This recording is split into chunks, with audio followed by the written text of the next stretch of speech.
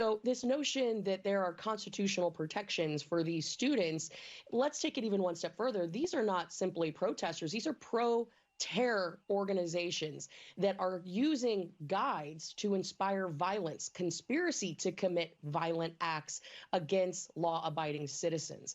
So, there is a very big distinction between the First Amendment and the right to peacefully assemble when we've seen nothing but violent acts occurred on our campuses.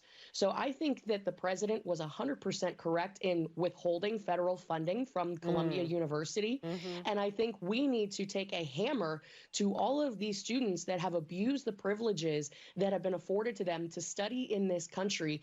And I would even go so far as to say these are becoming foot soldiers for the pro terror organizations abroad. Oh, no doubt. I mean, this is like a recruitment rally. What's going on? Yes. I mean, maybe Yes. not all of these people, certainly not every single person, but all you need is, one or two. You just need a couple people to hate America enough to want to destroy it. And this type of thing, certainly we know those people are in the crowd. Look at the instructions on what they're supposed to do when they're, quote unquote, protesting. Look, you said something about the Constitution. Non-citizens, though, I mean, how can they expect to be protected by our Constitution, or would they be?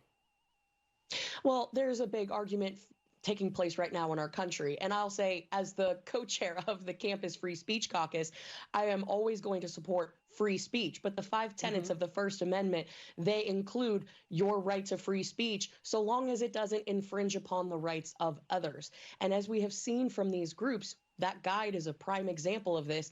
They seek to harass, intimidate, cancel, shut down our Jewish American students. All right, troops, shall we dive into the latest political spectacle that's got everyone talking or yawning, depending on your tolerance for government paperwork? I'm talking about the much anticipated, overhyped release of the JFK assassination files, part whatever it is we are now. Yes, the Nothing Burger Deluxe is now being served hot and heavily redacted.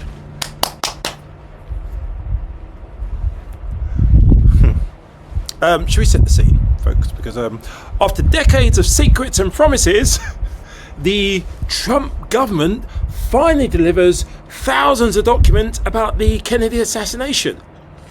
Yeah. What do we get? Hold, pause for effect. Well, imagine expecting a thriller and getting the phone book or a Yelp guide instead. Sorry, the apple in my mouth.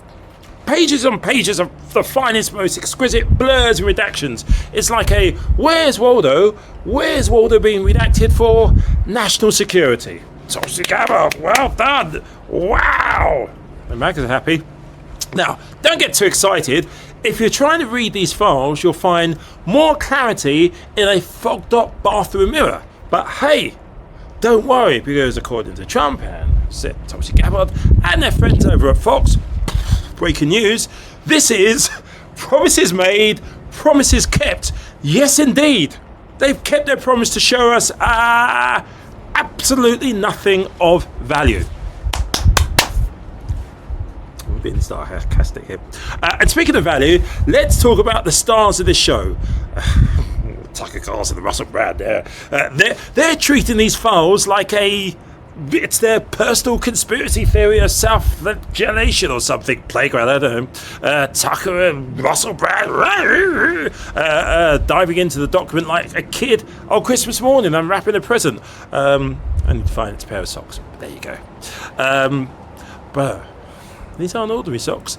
There are possibly, potentially, conceivably socks worn by the deep state.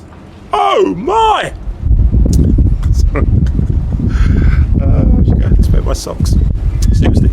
It's fascinating, really. The files could have been a chance to clear up decades of suspicion and conspiracy theory. Instead, they've just turned Capitol Hill into a larger-than-life episode of, how should we call it, Ancient Aliens. I mean, if we listen closely to what's not redacted, we might just hear the faint sound of extraterrestrial laughter. It's that bad, really bad. There's nothing there. Wow. Let's not miss the forest for the trees. this whole release isn't just a trip down paranoia lane, it's a masterclass in, well, the art of distraction. Look, here is shiny, blurry nothing while we quietly do something else. There's something else going behind the curtain, and by the way, if you squint hard enough at the redactions, you might just make out the words, "Move along, you're being had, nothing to see here." They were covering up today. That ceasefire lasted a long time. Anyway, for those hardcore fans on Twitter, swallowing every pixel of these redactions like it's gospel, don't worry, your dedication to deciphering the indecipherable will surely be rewarded at some stage, maybe the next day or so, with a release of, they'll include a magnifying glass, or better yet, a decoder rig. Elon's going to give you a like, you've got to get a thumbs up. Go on the baggers. Anyway, as just to wrap up, the art of distraction, which is what's really going on. Remember, folks, in the world of politics and secret files, or secret redacted files, the only thing more dangerous than knowing too much is thinking you know anything at all from a bunch of redacted documents. I don't think it's going to make Russell Brand not think he's some connoisseur of information.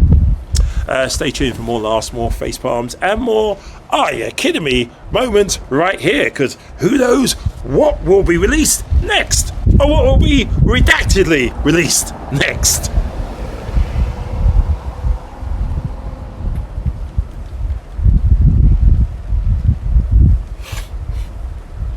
Last night, I support Elon Musk and the Department of Government Efficiency.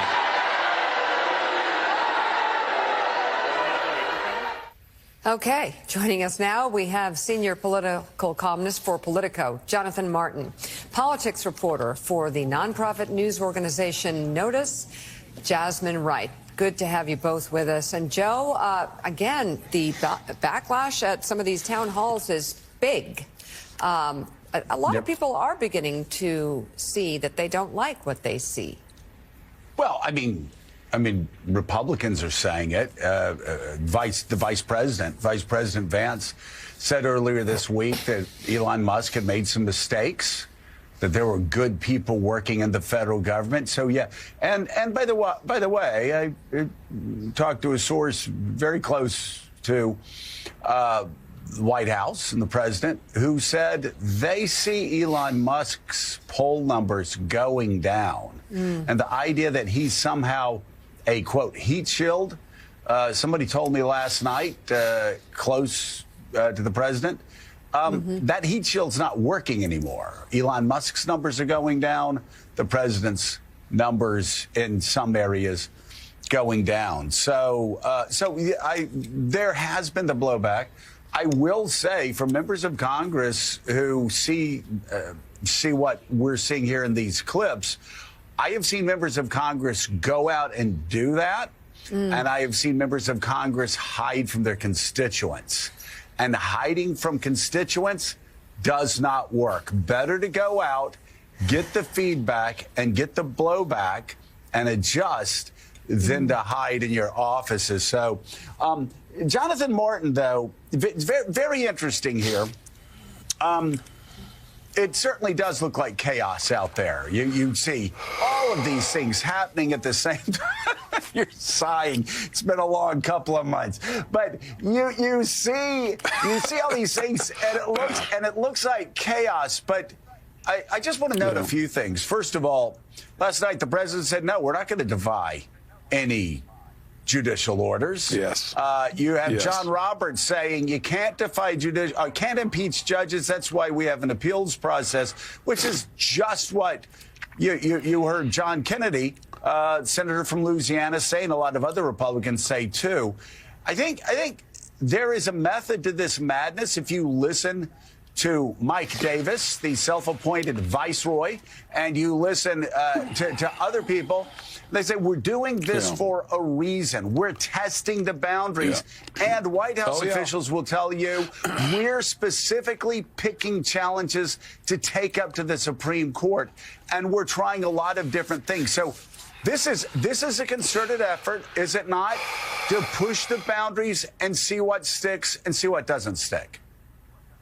Well, it sure is. And I look at this, Joe, on sort of two tracks. One is the political, you could call it the conventional, which is Trump is trying to sort of do government cutting. He's got somebody out there in Elon Musk who's catching a lot of flack for it. You and I know that Trump doesn't like folks who are diverting attention from him, and he certainly doesn't like them when they're not popular. And I think that will eventually seal Elon's fate. That's one track, and that's kind of the political track, which is, backlash from voters leading up to a midterm. The other track, which is more sobering, is what I call the constitutional track. And that's what you're alluding to just now. And that is people around Trump, not really Trump himself, because Trump's not super sophisticated about some of these challenges, but it's the folks around Trump who, yes, want to exert executive power to the point in which they get some kind of a blessing from the Supreme Court of the United States that they can do this, carry this out.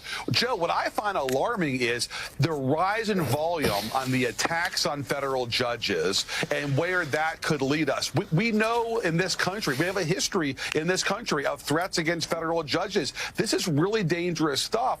And I think some of these comments about the